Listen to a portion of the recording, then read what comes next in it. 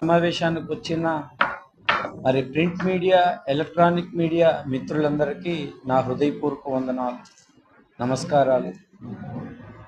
ఎందుకంటే మీడియా సమావేశం చేయడం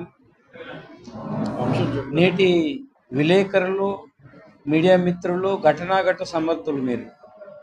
కాబట్టి క్రైస్తవులపై జరుగుతున్న ఇటీవల కాలంలో గమనిస్తే ఆంధ్రప్రదేశ్లో ఒకప్పుడు కులం చుట్టూరు రాజకీయాలు తిరిగాయి, ఇప్పుడు మతం చుట్టూరు రాజకీయాలు తిరుగుతున్నాయి.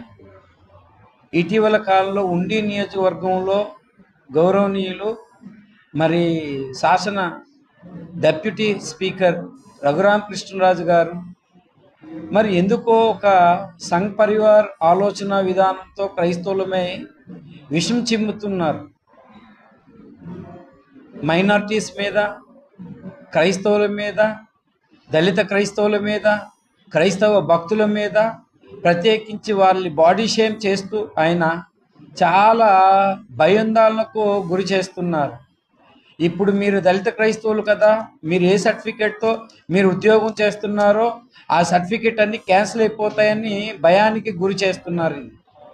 అసలు ఏ సర్టిఫికేట్, క్రిస్టియన్స్ అంటే అది యేసు ప్రభువుని ఇష్టపడి చర్చికి వెళ్ళడం వేరు, ఆ మతాన్ని ఇష్టపడి బాప్తిజం తీసుకొని ఆచరణ చేయటం వేరు. చాలామంది దళిత క్రైస్తవులు ఆచరణలో లేరు కానీ ఇష్టపడి చర్చికి వస్తున్నారు తప్ప క్రిస్టియన్ ప్రాక్టీస్ లేదు, బాప్తిజం కూడా లేదు. అలాంటి వాళ్ళని చాలా ఇటీవల కాలంలో భయాందోళనకు గురి చేస్తున్నారు. చాలా ప్రత్యేకించి ఇటు ఈ తెల్లవారు లేస్తే చాలు మరి అదేంటో తెలియదు, క్రైస్తవులపై ఇప్పుడు లేనంత విధముగా విషాన్ని చిమ్ముతూ ఉన్నారు. క్రైస్తవుల మీద ద్వేషంతో మాట్లాడుతున్నారు. ఆంధ్రప్రదేశ్ క్రైస్తవులు ఏంటంటే సర్వమత సమ్మేళనం ఒకప్పుడు ఉండేది, సర్వమత సౌభ్రాతృత్వం లేకుండా చేస్తున్నారు. ఒకప్పుడు అన్నదమ్ములుగా మెలిగిన వారి మధ్య ఐకమత్యాన్ని తీసివేస్తున్నారు. ఇది చాలా ఘోరమైన పని. మీడియా పక్షమున నేను రఘురామకృష్ణరాజు గారు చేస్తున్న ధోరణి, వైఖరిని ఖండిస్తూ ఉన్నాను. దయచేసి మీరు ఈ విషయాన్ని మీరు ఖచ్చితంగా క్రైస్తవుల పక్షమున న్యాయం చేయాలని కోరుతున్నాను. తిరుపతి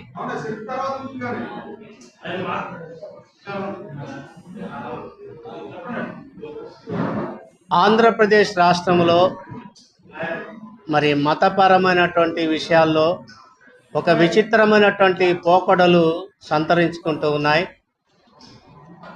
మరి ఈ మధ్యలో ఆంధ్రప్రదేశ్ డిప్యూటీ స్పీకర్గా ఉన్నటువంటి రఘురామకృష్ణరాజు గారు రాజ్యాంగ పరమైనటువంటి పదవిని అలంకరిస్తూ ఆయన పదవి ప్రమాణం చేసేటప్పుడు రాగద్వేషాలకు అతీతంగా నా కర్తవ్యాన్ని నేను నిర్వహిస్తానని చెప్తూ ప్రమాణం చేసినటువంటి ఆయన కొన్ని రోజుల్లోనే ఉండి నియోజకవర్గానికి ఆయన ప్రాతినిధ్యం వహిస్తూ ఉండగా ఆకివీడు, ఉండి ఈ పరిసర ప్రాంతంలో ఉన్నటువంటి చర్చిల్ని, క్రైస్తవుల్ని ద్వేషిస్తూ ఒక పగబట్టినటువంటి పాములాగా ఆయన లేచినటువంటి వాడుగా మరి క్రైస్తవులకు ఇబ్బంది పెట్టేటువంటి కార్యక్రమాన్ని మొదలుపెట్టాడు.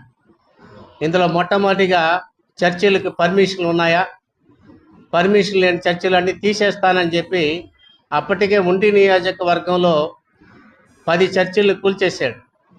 ఇంకా ఆకివీడులోకి వెళ్తే 113 చర్చిలకి నోటీసులు ఇచ్చాడు. రోజు వచ్చి ఏదో ఒక కార్యక్రమం అంటే ద్వేషాన్ని వెళ్ళగక్కుతూనే ఉన్నాడు. ఆయన ప్రతిరోజు కూడా ఏదో ఒక ప్రెస్ మీట్ పెట్టడం, క్రైస్తవులను దూషించడం, ఇదే పని పెట్టుకున్నాడు. ఆయన కర్తవ్యం, ఆయన బాధ్యత, రాష్ట్రానికి ఏం చేయాలి, ఆయన నియోజకవర్గానికి ఏం చేయాలి, ఇవన్నీ లేవు ఆయనకి. తెల్లారు లేస్తే ప్రశ్న దగ్గరికి రావడం, క్రైస్తవుల్ని ద్వేషించడం, ఇలాంటి కార్యక్రమాల్లో ఈ మధ్యలో సౌండ్ పొల్యూషన్ అని చెప్పి చర్చి మీదలో ఉన్నటువంటి ఈ గొట్టాలన్నింటినీ కూడా తీయించేశాడు. అంటే నోటీసులు కూడా పంపించాడు. ఇంకా చెప్పాలంటే ఎస్సీ దళితులుగా అయినటువంటి వారు క్రైస్తవులుగా మారినటువంటి వారిని సర్టిఫికేట్ తీసేసి బీసీసీగా ఇచ్చేస్తాను, అందరూ తీసుకోండి, అందరికి ఇచ్చేస్తాము అని చెప్పి ఆయన చెప్పడం జరిగింది. అందరికీ నా నమస్కారం. ముఖ్యంగా విజయవాడ నడిబొడ్డు నుంచి ఒక ప్రెస్ మీట్ పెట్టడం జరిగింది. మరి మీడియా మిత్రులకు ఈ యొక్క కార్యక్రమాన్ని వీక్షిస్తున్న మీ అందరికీ కూడా నా నమస్కారాలు. ఈ యొక్క ప్రెస్ మీట్ పెట్టడానికి గల ముఖ్యమైన కారణం త్రిబుల్ ఆర్ గారు మీ అందరికీ తెలుసు.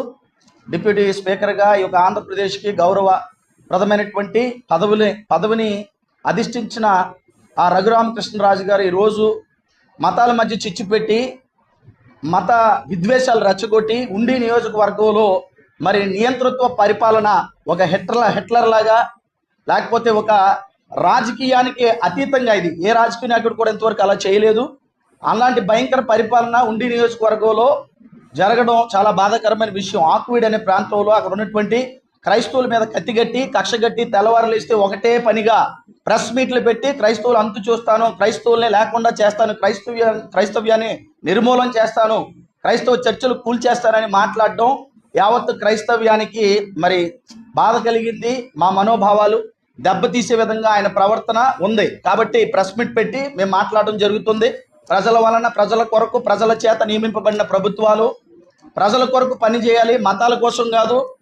అన్ని మతాల సమ్మేళితమే మన భారతదేశం. భిన్నత్వం ఏకత్వం కలిగిన భారతదేశంలో ఎవరు ఏ మతాన్నైనా అవలంబించుకోవచ్చు, ఎవరు ఏ మతాన్నైనా పాటించుకోవచ్చు. ఇప్పుడు కృష్ణరాజు గారికి వచ్చిన ప్రాబ్లం క్రైస్తవ మతము కృష్ణరాజు గారు పుట్టక ముందే ఈ భారతదేశంలో ఉంది. ఏపీ క్రిస్టియన్ సొసైటీ రఘురామకృష్ణరాజు గారు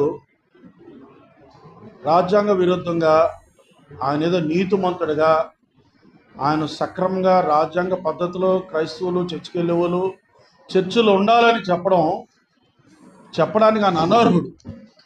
ఒక రకంగా ఆయన రాజకీయ వ్యభిచారం అంటాం. పార్లమెంట్లో వైసీపీతో గెలిచి ఆయన ఆ పార్టీతో ఉండకుండా వేరే పార్టీలతో 5 సంవత్సరాలు గడిపిన వ్యక్తి.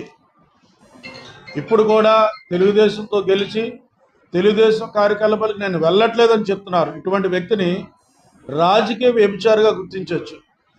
ఆయనే ఏ పార్టీ ఏ ఓట్లతో గెలిచాడో ఆ ఓట్లు సంబంధించి ఉండకుండా ఏదో క్రైస్తవులైన వారు, దళితుల వారు చర్చలకు వెళ్తే మేము మతం మారండి, సర్టిఫికెట్లు మారుస్తామని చెప్పడానికి ఆయన అనర్హుడు.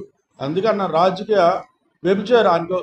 ఆయన లక్షల మంది ఓట్లు వేస్తే ఆయన 5 సంవత్సరాలు అక్కడికి రాకుండా ఢిల్లీలో ఉండిపోయాడు. ఇంక ప్రజల కోసం ఏం చేయగలుగుతాడు అటువంటి వ్యక్తి?